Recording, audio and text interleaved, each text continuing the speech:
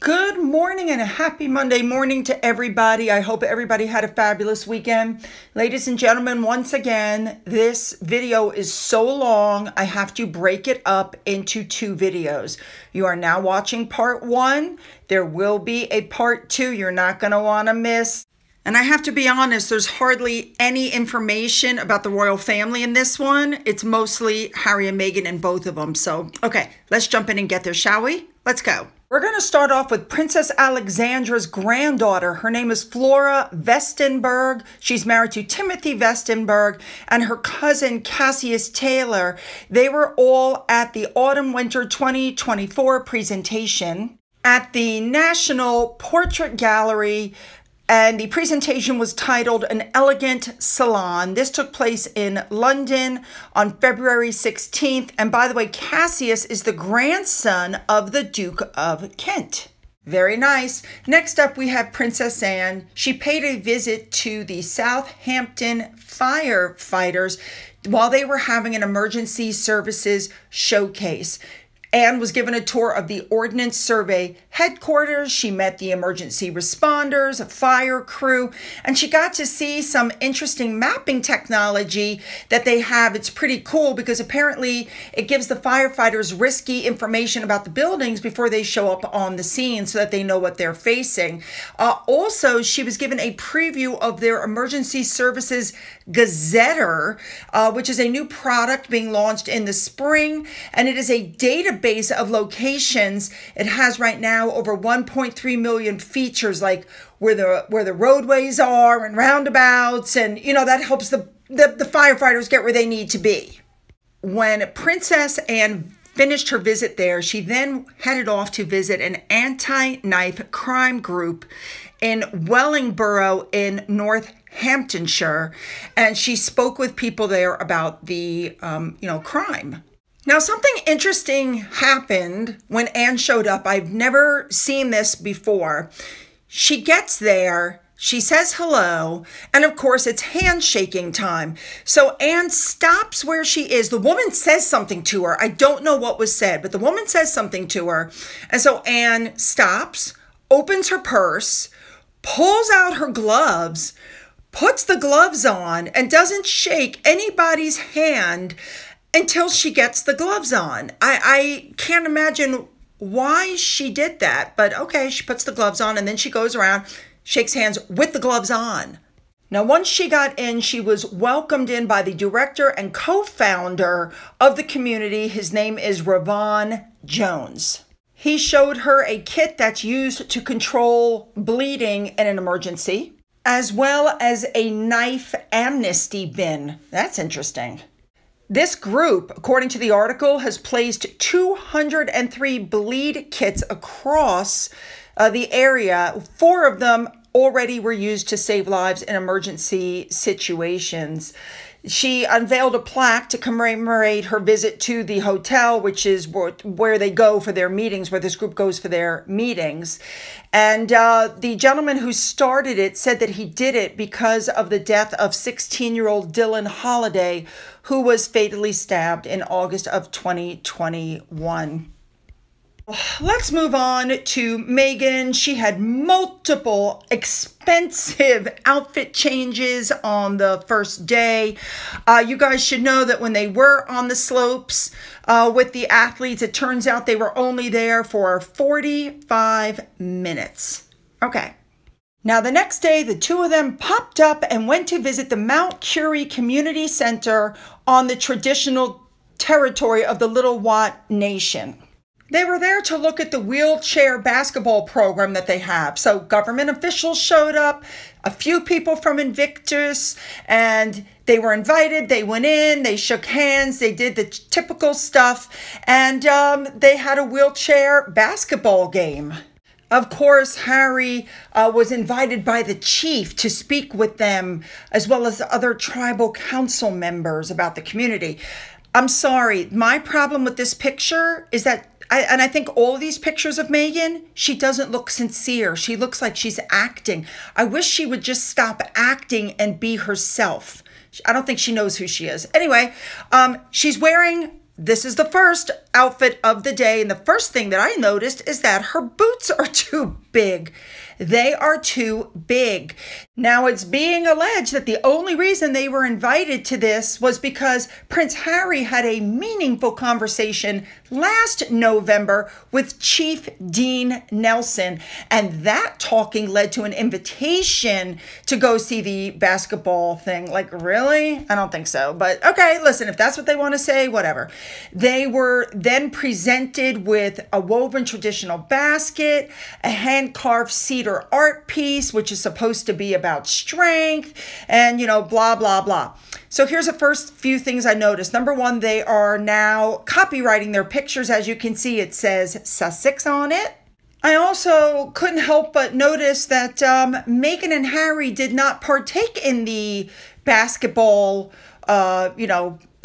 thing. You know, when Catherine did it, she sat down in one of the wheelchairs and she did it. But for some reason, Meghan and Harry don't feel the need to do that. Yeah, I just don't get good vibes from these two. But now let's look at something else. Do you guys see this picture of Meghan? Let me zoom in a little bit on her neck here. Those are either hickeys or fingerprint marks. I'll be very interested keeping an eye on her throat. Now, something else, somebody on Twitter, I wish I could remember who, I want to give credit, noticed that, look at Meghan's bun in this picture, how small it is. Obviously, she now has extensions in because there's no way that this amount of hair could be slicked back and put into this little tiny bun. Obviously, the extensions are back in. Look on the right side of her head. You literally can see the line running on the right side of her head where they put the extensions in. Now, another thing everybody noticed, this is the picture was taken on the second day. You see how her hand is white and her face is tan? Same thing here. Hand is white, face is bronzed. Well, here she is on the first day. Her hand perfectly matches her face because she didn't bronze up on the first day. So she's white on the first day and darker on the second day. And also people noticed that it was freezing cold, but she didn't have her jacket zipped up because she was merching clothing. Good catch. Now, another thing somebody caught, notice Meghan's rolling her window down. But remember, she flew in on a private jet for security, but has no problem in a crowd where people could get to her rolling her bulletproof window down. Exactly. Now, later on in the day, after they've left the first event, Meghan has changed clothes. She's in her second outfit for the day. And they go down to look at something called the skeleton track. This is, you know, I think I want to call it luge, where you lay face down on your stomach on this like sled and they shoot you down the track, okay? It's claimed that Harry went over speeds of 60 miles an hour. And of course, Meghan did a picture of it and acted like I'm so scared. Oh my God, my husband. Yeah. And she took video because she said she wanted to show the kids, those same kids who very easily could have come with them and could have been at the hotel playing in the snow instead of being left behind once again. Notice, by the way, that Harry is not in Invictus gear.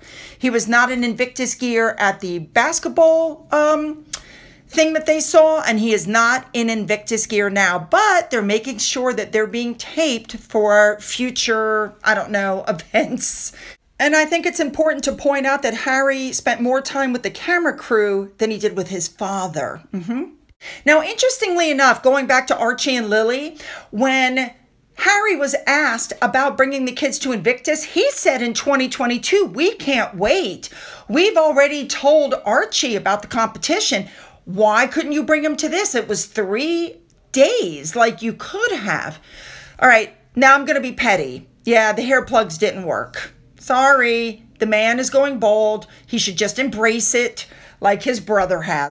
There is talk that Netflix is going to pull the plug on their deal. Now, I have a question about that. This is the guy that is the head of Netflix. You see the top of his head?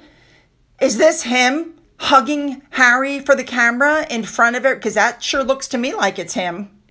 Now, let's not forget, in the middle of all this, Harry and Meghan put out that statement, we will not be broken. You cannot beat us. We're still here. And I agree with the statement I saw on Twitter. Harry and Meghan made no statement about the King's battle or Catherine's battle, but they bite back when they got backlash on their website and their very first public outing about the kid's name, right? Remember, they're going to stay upbeat. You will not beat them. They won't allow it. Now, Meghan, being the humble woman that she is, came out and said that she is one of the most influential women. Are you kidding? These are people who are doing nothing but trying to cash in on royal connections. Moving on, they went out that night to dinner, probably expensive. We know that what Meghan was wearing was expensive. Just the outer coat alone, once again, ridiculous amounts of money being spent on her wardrobe. I need to bring this up. I brought this up a few days ago, but I'm going to do it again. Apparently, Harry vowed never to ski again over Princess Diana. Of course, he had to invoke Diana's memory while he's there for the Invictus Games. That was just inevitable. The story is he never went skiing, but he went skiing with Chelsea, and it was Chelsea who talked him into getting back up on the skis. But yet, in the next breath, he says it's Meghan Markle who got him up on the skis. One of my subscribers pointed out that that was absolute rubbish. Charles took the boys skiing every year after Diana's death. So I went looking, and sure enough, there's the pictures. Now, before anybody says, look how young Harry is, that was before Diana's death. No, the dates are clearly on the pictures. This is after Diana's death. Harry was skiing. So once again, he lied. He lied for publicity and to boost up Meghan. So going back to the whole sledding thing, again, the only time that Harry wore Invictus gear was when he was getting ready for his interview. The rest of the time, he was not wearing the Invictus gear, and Meghan never wore Invictus gear. I don't understand, if you're going there as the patrons of this charity, why this charity is buying you $3,000 puffer coats.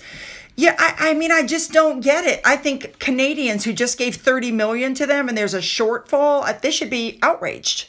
Harry now gave that interview, and there's a lot to unpack. But basically, his interview was to remind everybody he is King Charles's son. And he was exploiting King Charles's cancer diagnosis. You have to remember, Harry hates the media, but he's using the media just like his mother did, just like Diana did. Now, there is a lot to unpack with this interview, and we are going to cover as much as I can. So let's just jump in, all right? Here we go. Now, you guys should know that all questions were pre-approved, as all of his interviews are. GMA did not ask about his charities, the BACA, or bring up the fact that he just withdrew a case and now he's £750,000 in the negative. Okay. All right, you guys, that is the end of part 1. Now, part 2 is going to have all about the interview, and then we're going to get back into the rest of what went on at Invictus. There's a lot to cover, so follow me over now to part 2.